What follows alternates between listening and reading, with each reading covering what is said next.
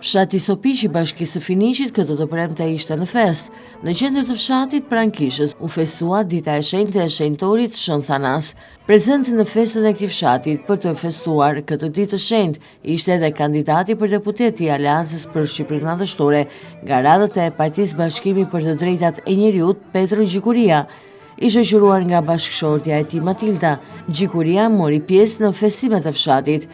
Në këtë fest prezent kanë qenë po ashtu edhe kreu i PBDN-s Vajgjel Dule, kreu i përgjithshëm i Omonjas Vasil Kajo, si dhe ish-kryetarja e Partisë Demokratike të Sarandës Matilda Cikuli, duke marrë pjesë në këtë traditë të hershme të zonës që festohet prej dekadash.